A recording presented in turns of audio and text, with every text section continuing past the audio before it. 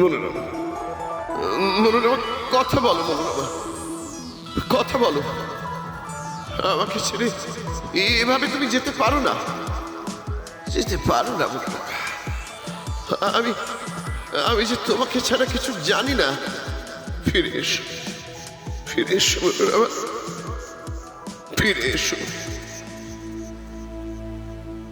এই কাতর আকুতিকে উপেক্ষা করতে পারলেন না মনোরমা, অস্বীকার করতে পারলেন না নির্বিকার বিধাতাও। ফিরে এলেন তিনি, প্রেমের টানে ফিরে এলেন তার আত্মার আত্মীয়র কাছে।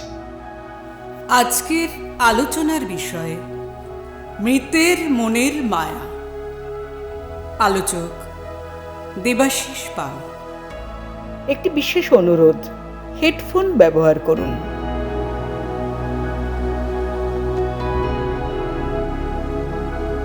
বাকশ্রুতি ইউটিউব চ্যানেলের শনিবারের রোমাঞ্চকর লৌকিক অলৌকিক অনুষ্ঠানে আজ আমার বন্ধুদের কাছে, আমার প্রিয় শ্রোতাদের কাছে এমন একটা ঘটনা তুলে ধরব যা শুনে আপনারা রোমাঞ্চিত হবেন। নাট্যাচার্য গিরিশচন্দ্র ঘোষের একটি অতি মঞ্চ সফল নাটক জনা, আর সেই নাটকের একেবারে অন্তিমে একটি উক্তি ছিল ভগবান শ্রীকৃষ্ণের। শোকাহত নীলধ্বজকে তিনি দিব্য দৃষ্টি প্রদান করে বলছেন,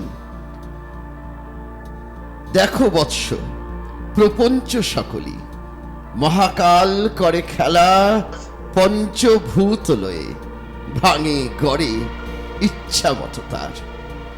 তো সেই মহাকালের নির্দেশেই আমাদের জন্ম মৃত্যুর আবর্ত অবিরাম গতিতে এগিয়ে চলেছে। জাতস্য হি ধ্রুব মৃত্যু, ধ্রুবং জন্ম মৃতস্য চ, উপনিষদের বাণী। এই যে জন্ম মৃত্যুর চক্র, সার্কেল, সেখানে আমাদের আত্মীয় পরিজন তাদের প্রয়াত স্বজনের জন্য ব্যাকুল হয়, কিন্তু আত্মা সে দেহ থেকে নির্গত হবার পর যতই মায়ার বেষ্টনীতে আবদ্ধ থাকুক না কেন, একটা অমোঘ প্রচণ্ড ঊর্ধ্ব গতিটাকে টেনে নিয়ে যায় অনন্ত লোকে, এবং একটি বছরের মধ্যেই তার পুনর্জন্ম ঘটে।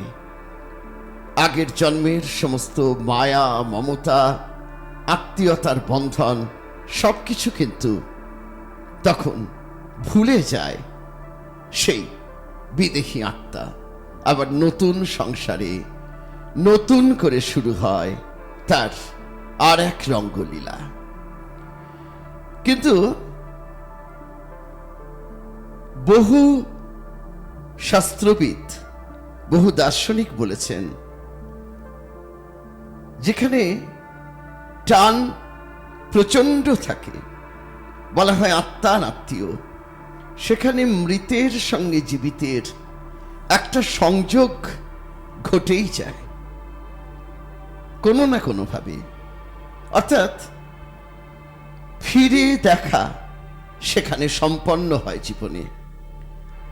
নতুন জন্মে সেই মানুষটিকে, আমার সেই হারানো স্বজনকে আমরা কোথাও না কোথাও, কখনো না কখনো, অনেক সময় দেখতে পাই। কখনো তাকে চিনে নিতে পারি, আবার কখনো চিনে নিতে পারি না।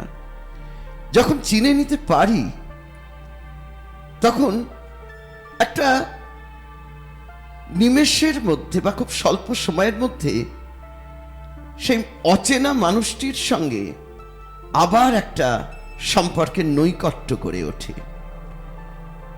অনেক সময় হয় হঠাৎ কোথাও ট্রেনে বা কোথাও বেড়াতে গিয়ে কারোর সঙ্গে আলাপ হলো, আমাদের দেখে মনে হলো যে কে দেখে ঠিক আমার ছোট ভাইয়ের কথা মনে পড়ে যাচ্ছে, ঠিক সেরকম হাবভাব, ঠিক সেরকম ভাবে কথা বলা, বা হাঁটা চলার ভঙ্গিটা ঠিক সেই আমার অকালে মৃত্যু বরণ করা, অকালে মরে যাওয়া, ঝরে যাওয়া সেই ছোট ভাইয়ের মতো।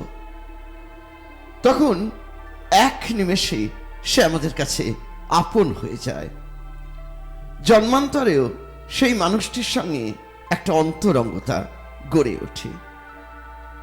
এবং মূলত এই বিষয়টা বেশি করে হয়ে থাকে অকাল মৃত্যুর ক্ষেত্রে। একজন মানুষ বাড়ি ফিরবেন, স্ত্রী অপেক্ষা করে আছেন, একসঙ্গে তারা হয়তো লাঞ্চ করবেন বা ডিনার করবেন, বা একটা প্রোগ্রাম হয়ে রয়েছে, তিনি আসার পর স্ত্রীকে নিয়ে বেড়াতে যাবেন, কোথাও মার্কেটিংয়ে যাবেন, মারা গেলেন হঠাৎ করে কোন একটা রোড অ্যাক্সিডেন্টে। অনেক প্রত্যাশা, অনেক না বলা কথা, হঠাৎ করে সেখানে মৃত্যু এসে পূর্ণ ছেদ দিয়ে গেল। সেখানে সেই বিদেহী আত্মা, সদ্যমৃত বিদেহী আত্মা তীব্র আকাঙ্ক্ষা পোষণ করে এই পরিবারের গণ্ডির মধ্যে, আবর্তের মধ্যে প্রত্যাবর্তনের। এবং যদি মহাকালের বিধানে অন্য কোথাও তার জন্ম হয়, সেখানে এই চেনা মানুষের কাছে, এই অন্তরঙ্গ স্বজনের কাছে সে কোনো না কোনোভাবে ফিরে আসে। এই বিষয়টা আমার অভিজ্ঞতা থেকে আমি বলি, একটা ঘটনা যে সেখানে কি প্রকটভাবে সত্যি হয়ে উঠেছিল। মৃত্যু, জন্মান্তর চক্র, এই সমস্ত কিছুকে নস্যাৎ করে দিয়ে হয়েছিল। সচরাচর আমার দেহটা তো আমি নয়। আমরা যেমন বলি আমার বাড়ি, আমার গাড়ি, আমার টাকা, ঠিক তেমনি মৃত্যুর পর আত্মা বলে ওই তো আমার দেহ পড়ে রয়েছে, আমার দেহ, সঙ্গে আমার দেহটাও আমি নয়। আমি কে? আমি সেই সূক্ষ্ম আত্মা, যে আত্মা পরমাত্মার অংশ বিশেষ। সে আত্মা বারে বারে দেহ ধারণ করে নতুন নতুন জাগতিক মায়ার বন্ধনে আবদ্ধ হয়। কিন্তু যখন বিদেহী আত্মার মধ্যেও সঞ্চারিত হয়ে যায় মায়ার অমোঘ টান, তখন সেই পরিবারের আবর্তে ফিরে আসার জন্য সে আকুল হয়। আর করুণাময় বিধাতাও বোধহয় অনেক সময় তার সেই ব্যাকুল আকাঙ্ক্ষাকে প্রত্যাখ্যান করতে পারেন না, তাই ফিরে আসে। একটি ঘটনার কথা বলবো। এই ঘটনাটা আমার প্রায় সচক্ষে প্রত্যক্ষীভূত ঘটনা, যে ঘটনার মধ্যে প্রশান্তিও আছে, বেদনাও আছে। শিয়ালদা অঞ্চলের সুরি লেন বলে একটা জায়গা আছে। আমি শিয়ালদায় যেখানে থাকি সেখান থেকে ওয়াকিং ডিস্টেন্স 15 মিনিটের বেশি নয়। ওই পাড়ায় যাতায়াত ছিল। আমার দুই বন্ধু থাকতো সুরি লেন আর সার্পেন্টাইল লেনে। তো সেখানেই একটি পরিবারে ঘটে যাওয়া একটি ঘটনা, যা শুনে আপনারা রোমাঞ্চিত হবেন।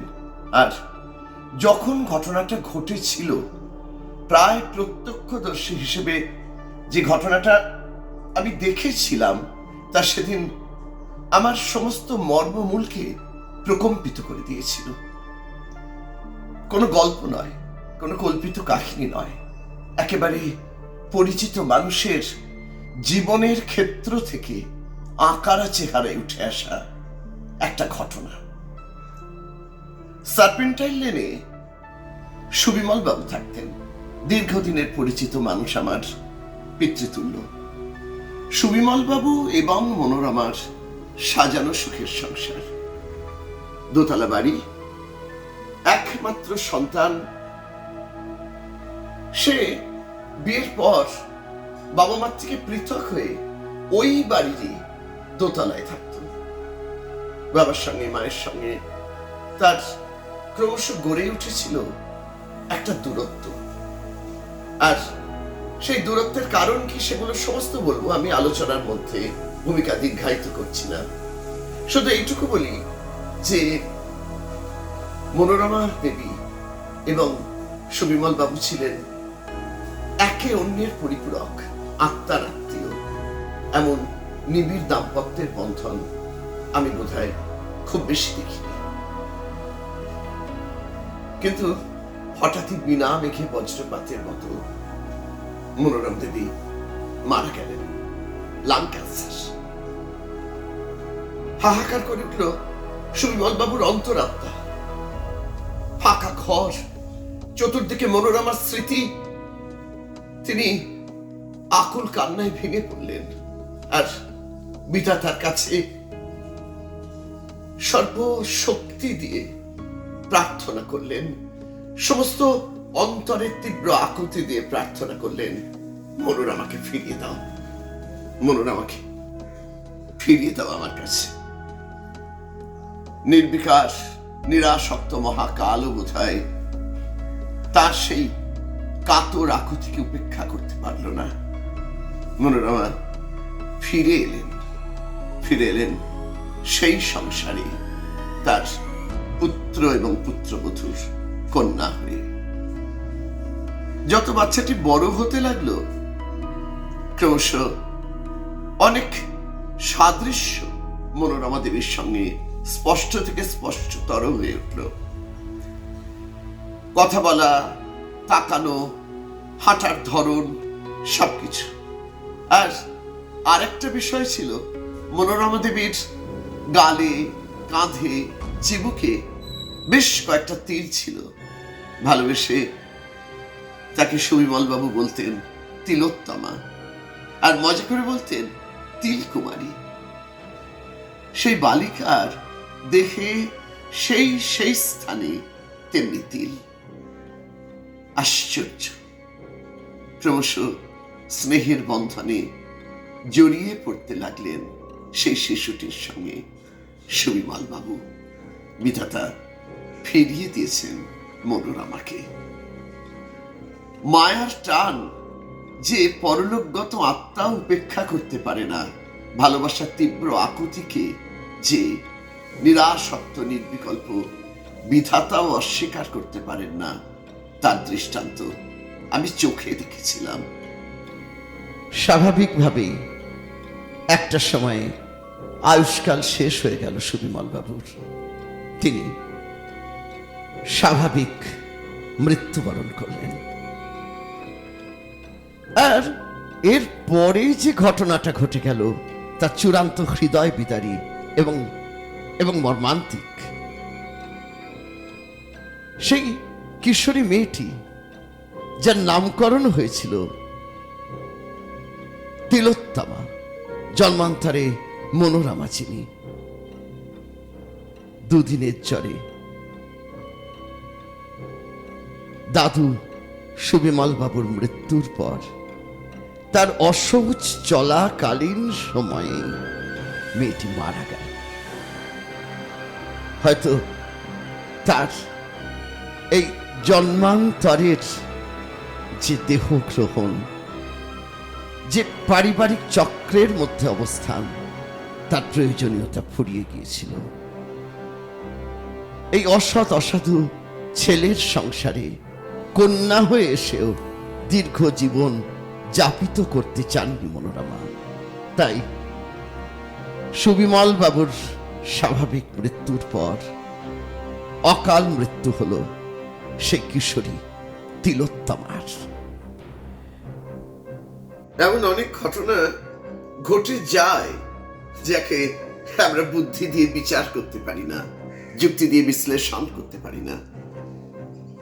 আমি বলছিলাম যে মৃতের মনেও মায়া থাকে, আর অনেক ক্ষেত্রেই তা এতই প্রকট থেকে প্রকটতর হয়ে যায় যে মৃত ব্যক্তির আত্মা যখন নতুন দেহ ধারণ করে, তখন পূর্বজন্মের গুণগুলোকেই শুধু সে বহন করে আনে না, বহন করে নিয়ে আসে সেই পূর্বজন্মের আত্মীয় পরিজনের প্রতি গভীর ভালোবাসাও। অনেক সময় হয়তো আমাদের চলার পথে, ট্রেনে বা কোথাও বেড়াতে গিয়ে এমন কোনো মানুষের সঙ্গে দেখা হলো, দেখে হয়তো সেই ব্যক্তি ভাবলেন, এ তো অবিকল আমার সেই অকালে হারিয়ে যাওয়া ছোট ভাইয়ের মতো, ছোট বোনের মতো, ঠিক তেমনি চলা ফেরা, কথা বলা, ঠিক তেমনি তার অভিব্যক্তি। এতটা মিল সম্ভব। হিসেব করে দেখলে দেখা যাবে যে এই জন্মে এই মুহূর্তে যে মানুষটিকে দেখছেন, যার সঙ্গে আপনি মিল খুঁজে পাচ্ছেন, তার বয়স হয়তো আনুমানিক 25, আর আপনার সেই প্রিয়জন অকাল প্রয়াত হয়েছেন প্রায় 24-25 বছর আগে। তিনি ফিরে এসেছেন। অনেক সময় সেই হঠাৎ দেখা ভালো লাগা মানুষটার সঙ্গেও একটা সম্পর্কের গ্রন্থি গড়ে ওঠে। নাম আলাদা, পরিচয় আলাদা, জাতি বংশ সব আলাদা, কিন্তু ওই ভালোবাসার টান, আত্মীয়তা। তাই সেই অন্য পরিবারের একজন মানুষকেও আমরা কাছের মানুষ বলে তখন গ্রহণ করে নিই। এটাও সেই মায়ারই বলা চলে যে ফলশ্রুতি। সেই ভালোবাসার বন্ধন এতটাই অমোঘ যে 25 বছর ধরে যেমন জীবিত মানুষটি ভুলতে পারেননি, ঠিক তেমনি ওই মৃত ব্যক্তির আত্মা পুনর্জন্ম পরিগ্রহ করার পরও সেই লক্ষণগুলোকে আঁকড়ে ধরেই দেহ ধারণ করেছেন, বড় হয়ে উঠেছেন। আর বিধাতার হয়তো একটা ছোট্ট কৌতুকে আবার এই পৃথিবীর বৃত্তের মধ্যেই তাদের দেখা হয়ে গেল। কি অদ্ভুত না এই বিশ্বজগৎ!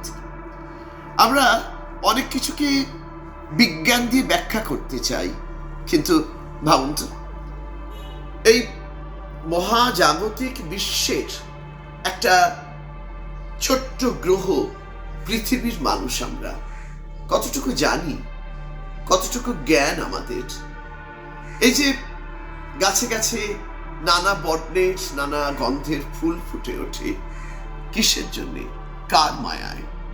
আপনি বিজ্ঞানসম্মত যুক্তিতে বলবেন কেমিক্যাল রিয়াকশন, কিন্তু কোথায় সে অদৃশ্য কেমিস্ট?